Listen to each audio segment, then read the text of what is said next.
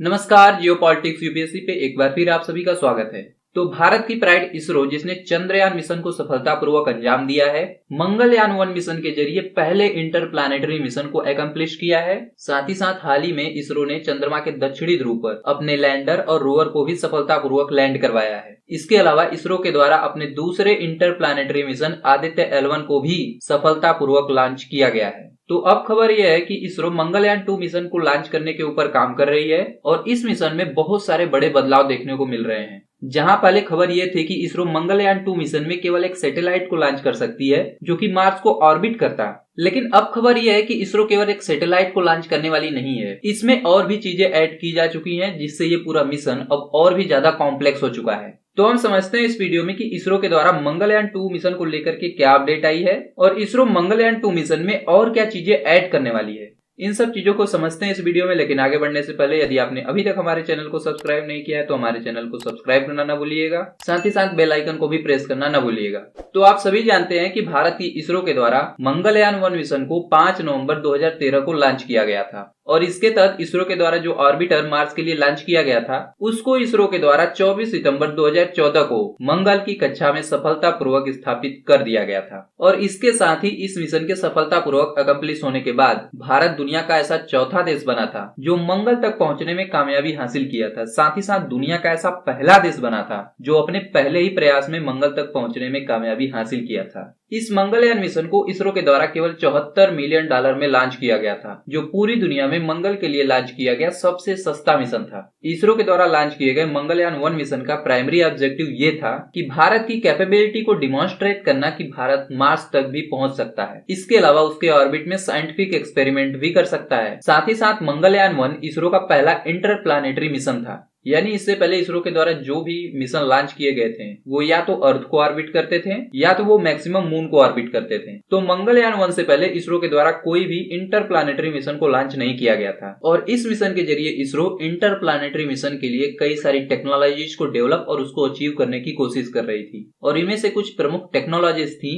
Deep space communication, navigation, autonomous aircraft control और दूसरे ग्रह के ऑर्बिट में अपने सैटेलाइट को स्थापित करना। तो ये कुछ प्रमुख टेक्नोलॉजीज थी जिसमें इसरो के द्वारा इस मिशन के अंतर्गत अचीव किया गया था। इसके अलावा इस मंगलयान मिशन में इसरो के सैटेलाइट के द्वारा मंगल के सतह और उसके मॉर्फोलॉजी का अध्ययन शामिल था। साथ ही साथ मंगल के एटमॉस्फेयर का अध्ययन और मंगल के हाई रेजोल्यूशन इमेजेस को कैप्चर करना शामिल था। और इन सभी ऑब्जेक्टिव्स को इसरो के इस मिशन में सफलतापूर्वक एकम्प्लिश किया गया। तो अब खबर यह है कि इसरो मंगलयान 2 मिशन पर भी काम कर रही है और पहले खबर यह थी कि इसरो मंगलयान 2 मिशन में भी केवल एक ऑर्बिटर को ही भेजने वाली है, लेकिन इसरो की स्पेस एप्लीकेशन सेंटर के द्वारा नेशनल टेक्नोलॉजी डे के अवसर पर यह रिवील किया गया कि इसरो मंगलयान 2 मिशन में एक ऑर्बिटर को तो भेजेगी ही, लेकिन उसमें अब एक लैंडर, रोवर और हेलीकॉप्टर को भी शामिल कर लिया गया है। मतलब जिस तरीके से हाल ही में चंद्रमा के दक्षिणी ध्रुव पर इसरो के द्वारा अपने लैंडर और रोवर को सफलतापूर्वक लैंड करवाया गया, ठीक उसी तरीके से मंगलयान 2 मिशन में भी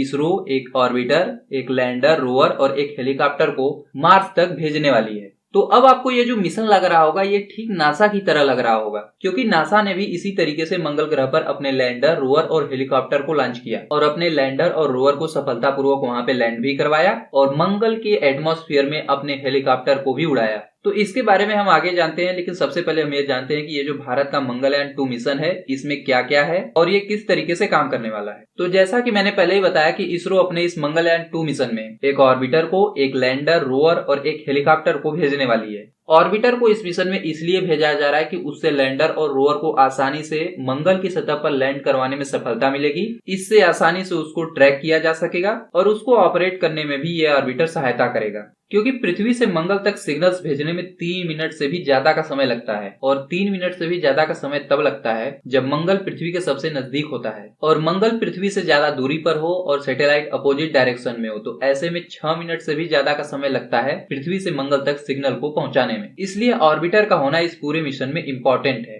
क्योंकि यह इसरो का पहला ऐसा इंटरप्लैनेटरी मिशन होने वाला है जिसमें इसरो किसी दूसरे ग्रह के ऊपर अपने लैंडर और रोवर को उतारने का प्रयास करेगा। और यदि इसरो अपने इस मिशन में सफल होती है, यानी मंगल की सतह पे अपने लैंडर को इसरो सॉफ्ट लैंडिंग करवाने में कामयाब हो जाती है, तो आप देखेंगे जिस तरीके से चंद्रमा की सतह पर इसरो के द्वारा रोवर को चलाया गया था, ठीक उसी तरीके से मंगल की सतह पर भी इसरो के द्वारा रोवर को चलाया जाएगा। साथ ही साथ इसमें एक और अचीवमेंट ये होने वाली है कि इसरो इस पूरे मिशन में एक हेलीकॉप्टर को भी भेजने वाली है, जो मंगल के एटमॉस्फेयर में 100 मीटर तक उड़ान भरेगी। और ये सब कम्युनिकेट किए जाएंगे इसरो के उसी ऑर्बिटर के द्वारा जो इसरो के द्वारा मार्स के ऑर्बिट में इस मंगलयान 2 मिशन के तहत भेजा जाएगा। और इसी सैटेलाइट के तहत डेटा फ्लो और डीप स्पेस कनेक्टिविटी को इंश्योर किया जाएगा और इसरो के द्वारा इस पूरे मिशन को लॉन्च व्हीकल मार्क 3 के द्वारा लॉन्च किया जाएगा। अब देखिए, जब इसरो ने अपने लिए इतना बड़ा टारगेट सेट किया है, तो इसके लिए जरूरी होगा कि इसरो को इस मिशन को सफलतापूर्वक अंजाम देने के लिए कई नई टेक्नोलॉजीज को भी डेवलप करना पड़ेगा, क्योंकि मार्स का जो सरफेस होगा, जो एटमॉस्फेयर होगा, वो मून से बिल्कुल भी अलग होगा और इस मिशन में उसी के तहत टेक्नोलॉजी को भी डेवलप करना पड़ेगा।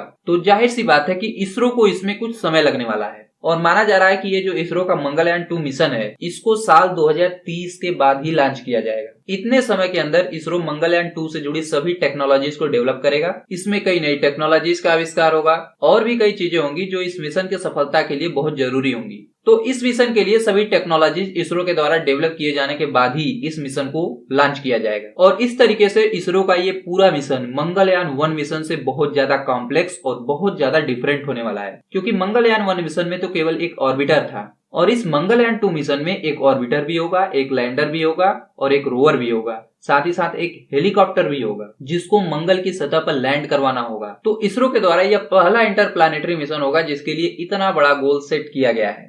तो अभी मैंने आपको बताया था कि इसरो का ये पूरा प्लान नासा के प्लान से मिलता जुलता है, क्योंकि नासा के द्वारा भी ठीक इसी तरीके से मार्स के लिए एक लैंडर, एक रोवर और एक हेलीकॉप्टर को लॉन्च किया गया था। उसके अलावा एक ऑर्बिटर को भी लॉन्च किया गया था। नासा के द्वारा अपने इस मिशन को 2 पार्ट में लॉन्च किया गया था। पहला पार्ट था क्यूरियोसिटी रोवर का, जिसको नासा के द्वारा 26 नवंबर 2011 को लॉन्च किया गया था और यह मंगल की सतह पर 6 अगस्त 2012 को पहुंचा था। और नासा के इस क्यूरियोसिटी रोवर का ऑब्जेक्टिव ये था कि मार्स की सतह पर यह पता लगाना कि क्या इस रेड प्लैनेट पर कभी माइक्रोबियल लाइफ के लिए इन्वायरमेंट मौजूद था। इसके अलावा इस रेड प्लैनेट के क्लाइमेट और जियोलॉजी का अध्ययन करना, साथ ही साथ भविष्य में पॉसिबल ह्यूमन एक्सप्लोरेशन मिशन के लिए प्रिपरेशन करना। इसके अलावा नासा का जो दूसरा मिशन था इस रेड प्लैनेट को लेकर के, जो कि लॉन्च किया गया था 30 जुलाई 2020 को, जो पहुंचा था 18 फरवरी 2021 को, तो इसमें नासा के द्वारा एक प्रिजर्वेरेंस रोवर और एक हेलीकॉप्टर को लॉन्च किया गया था। रेड प्लैनेट के लिए नासा के द्वारा लॉन्च किए गए इस रोवर का ऑब्जेक्टिव ये था कि इस रेड प्लैनेट पर वहां पे रॉक्स का अध्ययन करते हुए ये पता लगाना कि क्या कभी एंशिएंट टाइम में माइक्रोबियल लाइफ यहाँ पे एग्जिस्ट करता था।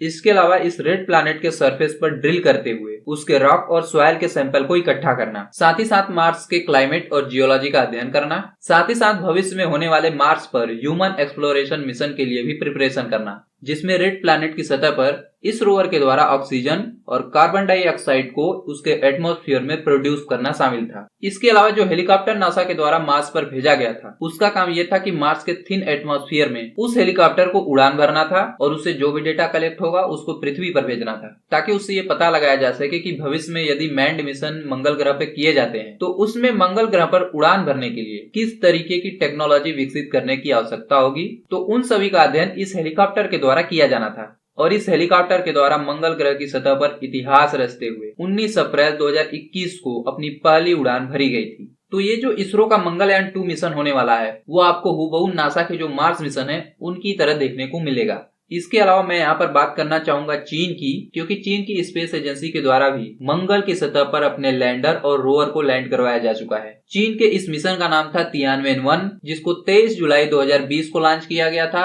और यह मंगल तक पहुंचा था 14 मई 2021 को। तो चीन के द्वारा अपने इस मार्स मिशन में एक ऑर्बिटर, एक लैंडर और एक रोवर को भेजा गया था और रोवर का नाम था जुरोंग। तो चीन के द्वारा ये जो ऑर्बिटर भेजा गया था उसका ऑब्जेक्टिव ये था कि जैसा कि मैंने आपको पहले ही बताया कि जो लैंडर और रोवर लैंड करवाए जा रहे हैं रेड प्लैनेट की सतह पर, उसके और चीन के स्पेस एजेंसी के कमांड एंड कंट्रोल सेंटर के बीच में एक कम्युनिकेशन को स्थापित करना। इसके अलावा मंगल की सतह की डिटेल मैपिंग बनाना और उसके एटमॉस्फेयर का अध्ययन करना। और रोवर का काम था रेड प्लैनेट के सरफेस और एटमॉस्फेयर को एनालाइज करना, साथ ही मंगल के सतह पर वाटर आइस की मौजूदगी का पता लगाना। और इस मिशन के सफलता के साथ ही चीन दुनिया का तीसरा ऐसा देश बन गया जो मंगल की सतह पर अपने लैंडर और रोवर को सफलतापूर्वक सॉफ्ट लैंडिंग करवाया हो। तो ये जो हमारे इसरो के द्वारा जो मंगलयान 2 मिशन को प्लान किया गया है और इस मिशन के अंतर्गत जो रेड प्लैनेट के ऊपर अपने लैंडर और रोवर को लैंड करवाने की जो योजना है, उसमें इसरो यदि सफल होता है तो इससे भारत दुनिया का चौथा देश बन जाएगा जो इस कारनामे को कर पाने में कामयाब होगा। इससे भारत की कैपेबिलिटी दिखेगी कि किस तरीके से भारत डीप स्पेस मिशंस को कर रहा है। भारत इंटरप्लानेटरी मिशन में अपने लैंडर और रोवर की सॉफ्ट लैंडिंग भी करवाने में कामयाब हो पा रहा है। तो फिलहाल अभी ये इसरो का प्लान है और इसकी टेक्नोलॉजी को डेवलप करने में इसरो को कुछ समय अवश्य लगेगा। उसके बाद ही इसरो इस मिशन को लॉन्च करेगा। लेकिन आने वाले समय में इस मंगलयान 2 मिशन से पहले इसरो के द्वारा एक और इंटरप्लानेटरी मिशन को लॉन्च किया जाएगा जिसका नाम है शुक्रयान 1। तो विनस के लिए इसरो के द्वारा इसी साल या नेक्स्ट ईयर शुक्रयान 1 को लॉन्च किया जाना है, जिसमें विनस के लिए एक ऑर्बिटर होने वाला है। तो फिलहाल इस वीडियो में इतना ही। इसरो के द्वारा मंगलयान 2 मिशन के लिए प्लान में जो चेंज किया गया है, जो पहले एक ऑर्बिटर को ही भेजा जाना था, लेकिन अब इस प्लान को चेंज किया गया है, उसमें एक लैंडर, रोवर और हेलीकॉप्टर को भी अब भेजा जाना है। तो उसके ऊपर आपका क्या कहना है, आपके क्या विचार हैं, कमेंट करके बताइएगा। तो फिलहाल इस वीडियो में इतना ही। जाने से पहले इस वीडियो को लाइक, हमारे चैनल को सब्सक्राइब और बेल आइकन को प्रेस करना न भूलिएगा। मिलते हैं एक नए वीडियो में, तब तक के लिए नमस्कार।